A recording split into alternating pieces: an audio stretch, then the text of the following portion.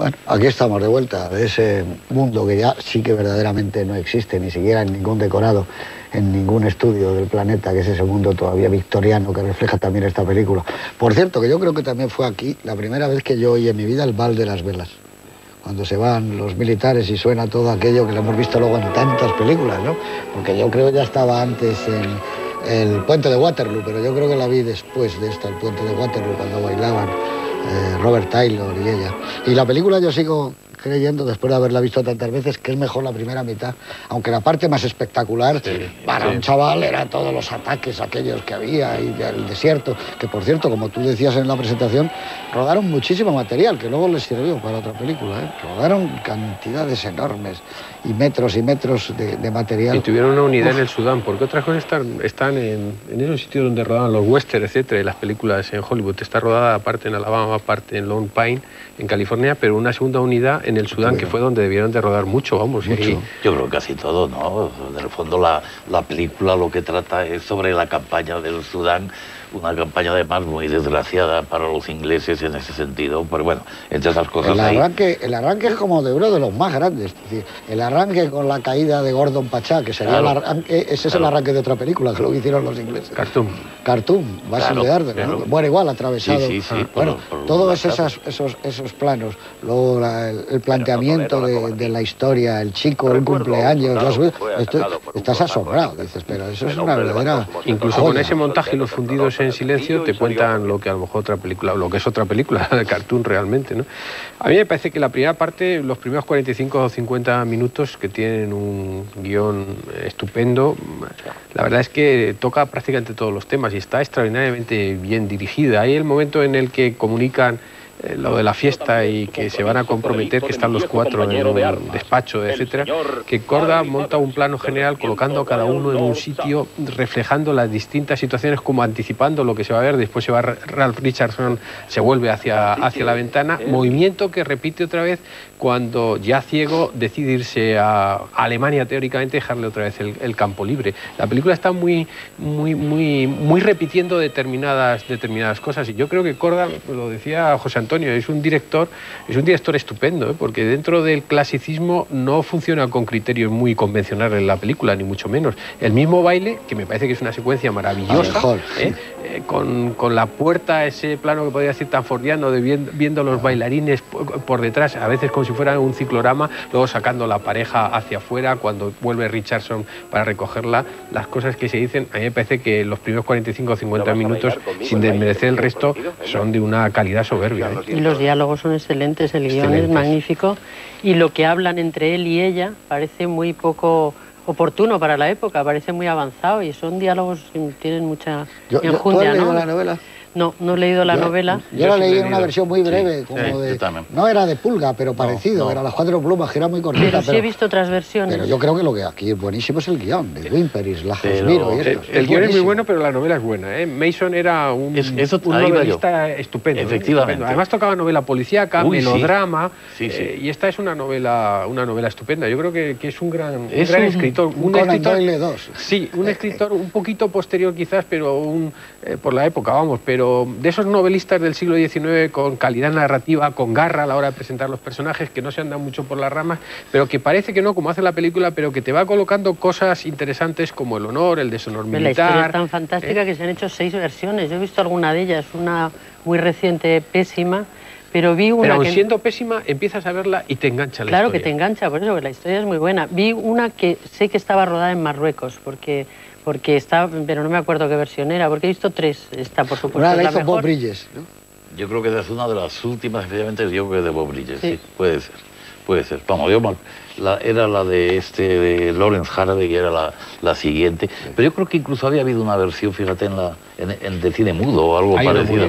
Hay una versión de cine mudo en la que yo creo que participaron estos que ahora están tan de moda con King Kong, y que ha salido una biografía que era amigo de John Ford, Merian Cooper y Ernest Schoenstatt, me parece que es del año 29. Yo no la he visto, no la he visto, pero, o sea, al borde del mudo y del sonoro. Sí, hay, pues me parece que sí, mira, hay una en el 21 y otra en el 29, de versiones anteriores. Esta es la tercera.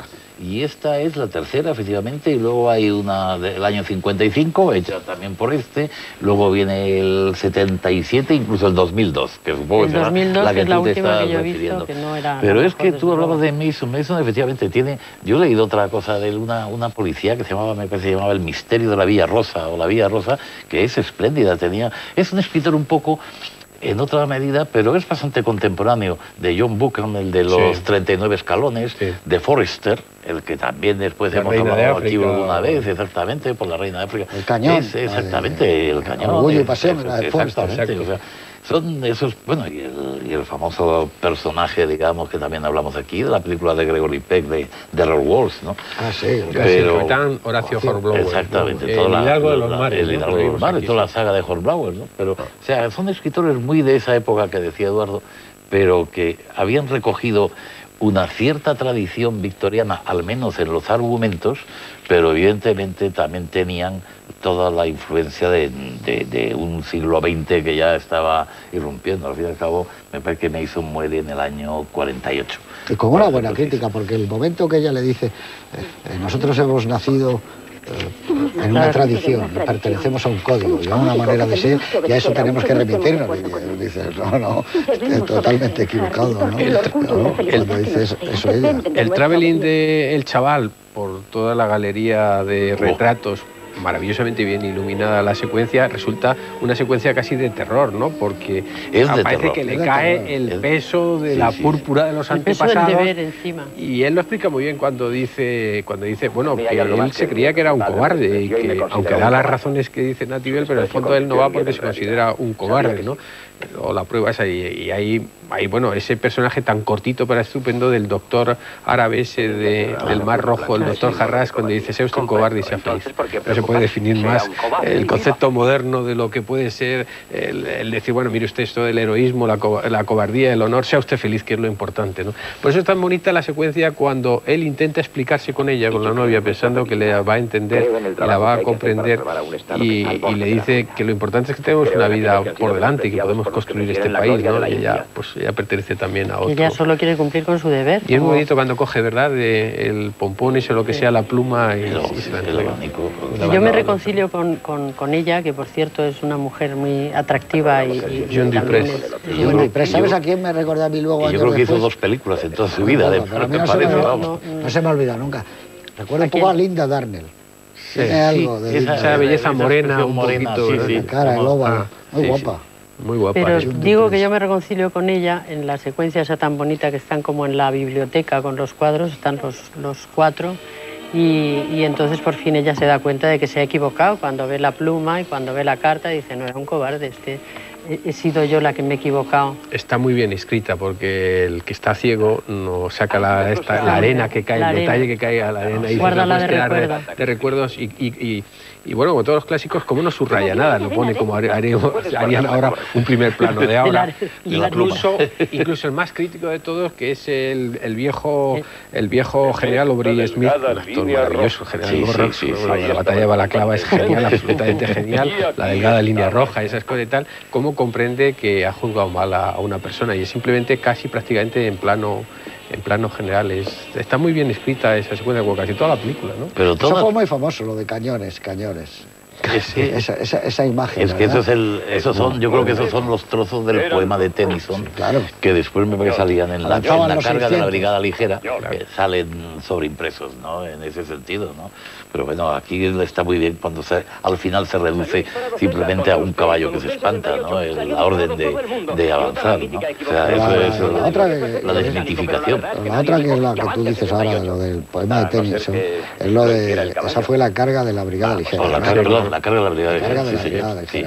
Que es cuando es. Pero esta yo creo que es para mi generación, lo de cañones se queda en esta película, las 4 plumas. Porque él coge una piña enorme y aquí estaba yo, la piña. El 68. Cuando la guerra era guerra y los hombres eran hombres. El general en jefe, que es mucho más pequeño, es una manzana o algo parecido y tal, y ahí estaba él. Estaba él y por lo visto, claro, el caballo salió, que es precioso para acabar con él y darle la otra pluma. La otra pluma, sí, la verdad es que es un final brillantísimo, porque además quita, vamos a decir, un poco sentimentalismo sentimentalismo, que podían haber jugado la baza del sentimentalismo. Yo siempre que vi la película, y cuando la vuelvo a ver y se me ha olvidado, pienso que va a acabar como Boyés, es decir, con un entierro vikingo, y que Fabersham no va a volver de las colonias para ser reivindicado, sino en la memoria o el recuerdo. Con el ridículo del general Willoughby.